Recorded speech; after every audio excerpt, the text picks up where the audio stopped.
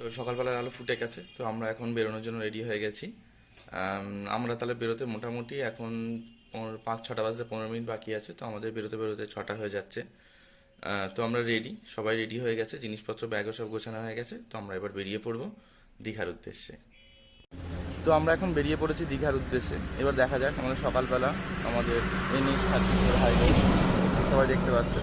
তো এখন তো সকালবেলা এখন 6টা বাজে, তো এখন আর সূর্য হালকা হালকা দেখা যাচ্ছে। তো এবার আমরা আমাদের বেরিয়ে পড়ছি ব্লগের জন্য। এইবার দেখা যাক, আমরা আস্তে আস্তে এবার এগোতে থাকি।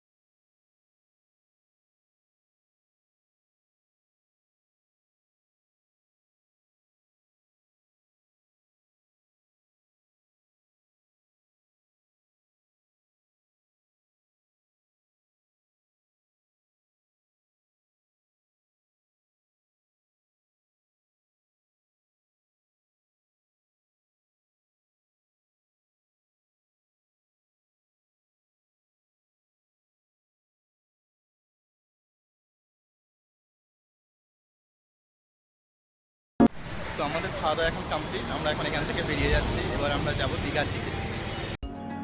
হাই বন্ধুরা, তো আমরা প্রায় চলে এসেছি দীঘার কাছাকাছি, আর মাত্র 20 কিলোমিটার আছে। তো এখানে এসে আমরা, তোমরা যেরকম পিছনে দেখতে পাচ্ছ, একটুখানি ছায়া ছায়া জায়গা পেয়েছি, গাছপালা একটুখানি পেয়েছি শেষের দিকে। তো সেইটার জন্য আমরা একটুখানি দাঁড়িয়ে একটু জিরিয়ে নিচ্ছি, ভাইকে একটু কলটা করে নিলাম, কথাবার্তা একটু বলে নিলাম। তো আমরা এখন যেখানে আছি এখান থেকে আর 20 কিলোমিটার, মানে অর্থাৎ বাইক চালিয়ে প্রায় 30-35 মিনিটের মধ্যে পৌঁছে যাব। তো সেখানে গিয়ে পৌঁছে কাজ আছে, কারণ হচ্ছে হোটেল ঠিক করা হয়নি, তো কোথায় থাকবো কী করবো সেগুলো সব ঠিক করতে হবে। তো এটাই ভালো লাগছে যে আমরা এতটা দূর মোটামুটি ঠিকঠাক আপাতত চলে আসতে পেরেছি। আর শেষ পর্যন্ত এসে যখন দীঘাতে যখন ঢুকছি, আর এইরকম যখন গাছপালা, তোমরা পিছনে যেটা দেখছো আস্তে আস্তে রাস্তাটা যেটা শুরু হয়েছে, সামনে এরকম দুদিকে গাছপালা, যেটা আমার তো একদম ফেভারিট। তো সেইটার জন্য আমার খুব ভালো লাগছে এটা। তো আমরা চলে এসেছি দীঘাতে, তোমরা দেখতে পাচ্ছ বিশ্ব বাংলার যে গেটটা, সেই গেটটা দিয়ে আমরা আস্তে আস্তে দীঘার মধ্যে প্রবেশ করছি। তো যাই হোক, শেষ অবধি তাহলে আমরা চলে এলাম দীঘাতে। এত লং ট্রাভেল এর আগে আমরা করিনি, অনেকেই দেখেছি করতে, তো দেখে তো বেশ ভালো লাগতো। আজকে করেও বেশ ভালো লাগছে। তবে একটা জিনিস হচ্ছে যে এরপরে মনে হয় আর দুদিন বসতে পারবো না, এইটা বাদে বাকি সব ঠিক আছে। এমনিতে মনে খুব আনন্দ হচ্ছে, খুব ভালো লাগছে। তো আমরা হ্যাঁ বাইকে, হ্যাঁ এটা আমাদের বাইকের প্রথম লং ট্রাভেল, এতটুকু রাস্তা, এতটা রাস্তা। ডান দিকে কোথায় যাচ্ছেন? হ্যাঁ ডান দিকে কোথায় ওটা?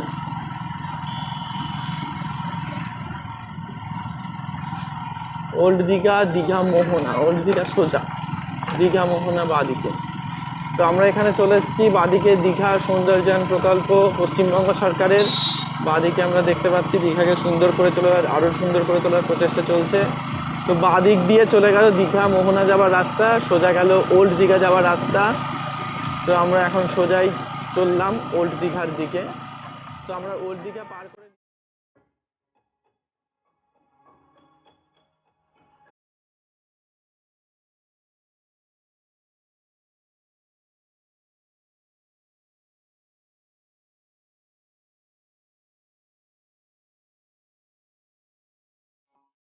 তো 315-20 কিলোমিটার চালানোর পরে যাই হোক শেষ অবধি তাহলে আমরা দীঘাতে পৌঁছে গেলাম। এবার তোমরা দেখতে পাচ্ছ আমরা এবার আস্তে আস্তে দীঘার মেন যেখানে থাকে সবাই এসে টুরিস্টরা, সেখানে আমরা প্রবেশ করছি। আমরা সবাই জানি যে দীঘাতে ঢুকলেই আমরা দেখতে পাবো হাজার হাজার হোটেল, ডান দিকে বাঁ দিকে যেদিকে চোখ করছে সেদিকেই হোটেল দেখা যাবে। তো সেই দৃশ্য শুরু হতে চলেছে, শুরু হয়ে গেছে অ্যাকচুয়ালি।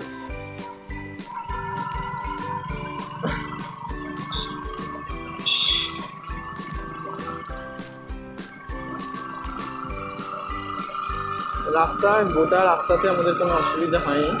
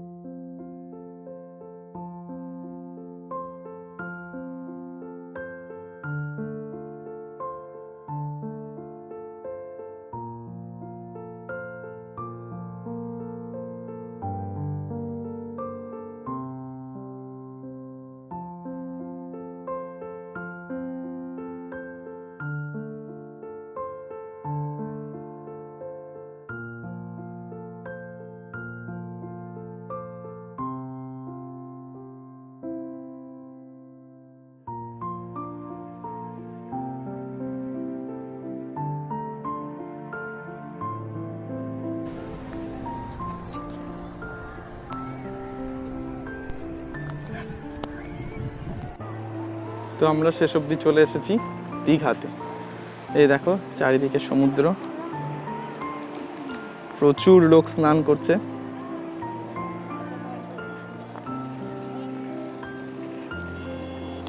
আর এই যে সিমি ব্যাগপত্র নিয়ে সমুদ্রের ঢেউয়ের আওয়াজ আসছে প্রচন্ড। এটা ওল্ড দীঘাতে, আমরা সমুদ্র প্রথম দেখতে পেয়ে নেমে পড়েছি, দিয়ে এসে একবার দেখে নিচ্ছি। এরপরে হয়তো আমরা আবার সন্ধ্যাবেলার দিকে হয়তো আসবো। আর আপাতত আমরা এখন গিয়ে থাকবো নিউ দীঘাতে। আমাদের বাইক আমরা ওখানে পার্ক করেছি।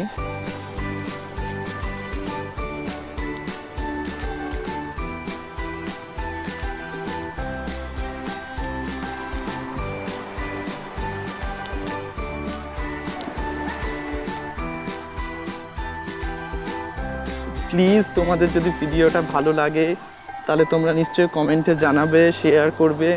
আর প্লিজ তোমরা আর কি কি ভিডিও দেখতে চাও আমাদের সেটাও বলবে।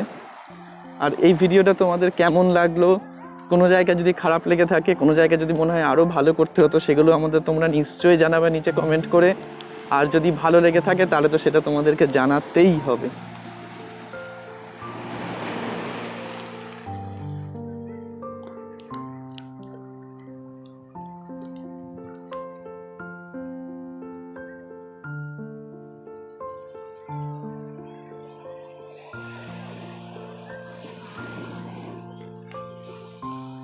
চারিদিকে ঢেউ আসছে, ঢেউয়ের আওয়াজ আসছে, দেখতে আর শুনতে খুবই সুন্দর লাগছে। জানি না তোমাদের কাছে ঢেউয়ের আওয়াজগুলো পৌঁছাচ্ছে কিনা।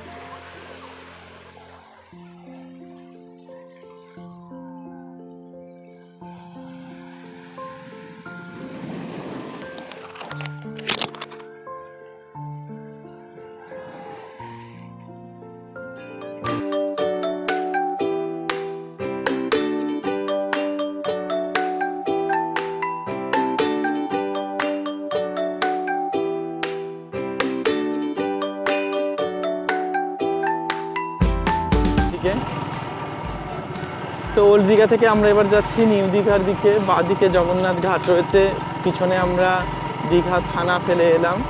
তো সামনে এবার আমরা যাব প্রায় 2 কিলোমিটার দূরে দীঘার নতুন যেটা অংশ, নিউ দীঘা যেটা। বাঁদিকে দীঘা মেরিন অ্যাকোয়ারিয়াম রয়েছে, তোমরা যেটা দেখতে পাচ্ছ মেরিন অ্যাকোয়ারিয়াম। ডান দিকেও একটা কিছু রয়েছে, কারিঘর, যাই হোক। ও দীঘা রাজ্য সাধারণ হসপিটাল, সরি হাসপাতাল রয়েছে। তো আর একটা রয়েছে যেটা অমরাবতী পার্ক, সেটা নিউ দীঘাতেই রয়েছে, যেটাতে সাধারণত দীঘার রোপওয়ে রয়েছে, যে পার্কটাতে, যেটা অনেকেরই একটা আসার ইচ্ছা থাকে। তো আমাদের দিকে রোপওয়েটা সেরকম খুব একটা দেখা যায় না, তো দীঘার অমরাবতী পার্কে সেটা রয়েছে রোপওয়েটা।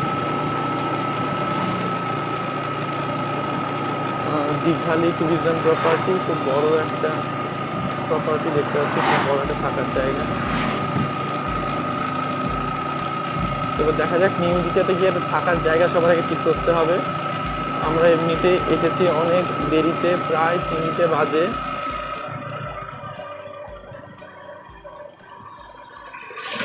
এবার ফার্স্ট আমাদের হলো একটা থাকার জায়গা ঠিক করা।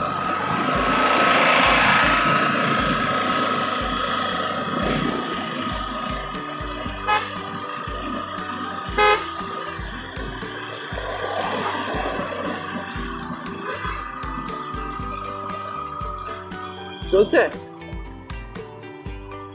তো ডান দিকে তোমরা দেখো, ডান দিকে এটা রয়েছে হোটেল লে রয় দীঘা লেখা, খুব সুন্দর থাকার জায়গা।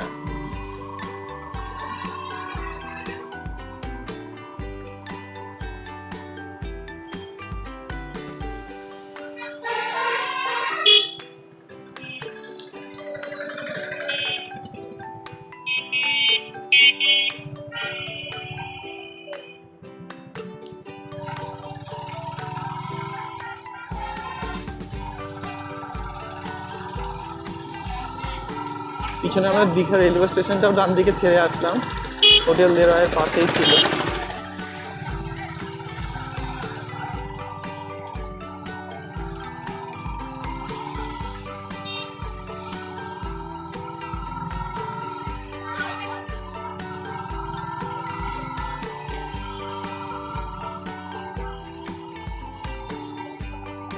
দেখতে হবে বাইক রাখার জায়গা।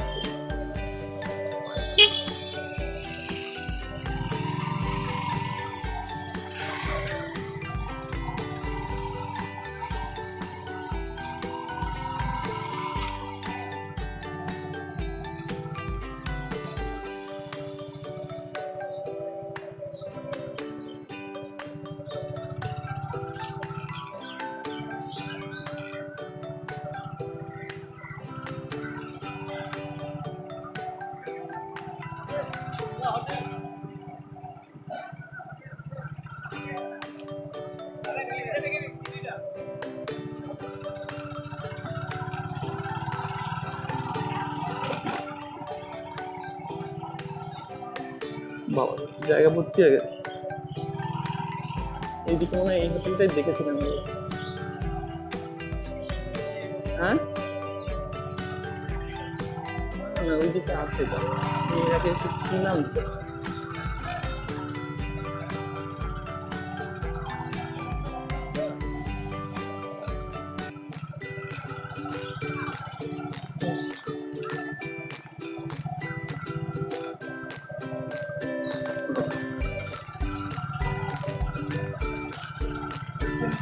এইটা তো মনে হয় সমুদ্রে যাওয়ার রাস্তা, এই লাইনটা থাকলে। তো আমরা চলে এসেছি দীঘাতে। তো দীঘাতে আসার সময় আমরা অন্য একটা হোটেলে ঢুকছিলাম। তো আমাদের বন্ধু একটা শুভম আমাকে বললো এইটা হোটেল সানিন 2, এইটাতে যা একটুখানি দূরে অমরাবতী পার্কের গেটের পাশ দিয়ে একটুখানি ঢুকে গেলে বাইরে একটুখানি দূরে হয়তো পড়ছে, বিচ থেকে রাস্তার এই পারে 1 কিলোমিটার মতো ভেতরে আসতে হচ্ছে, কিন্তু হোটেলের ভেতরটা অনেকটা স্পেশিয়াস, তো থাকার অনেকটা সুন্দর জায়গা আছে। তো সেক্ষেত্রে আমরা ঠিক করলাম এখানেই থাকবো।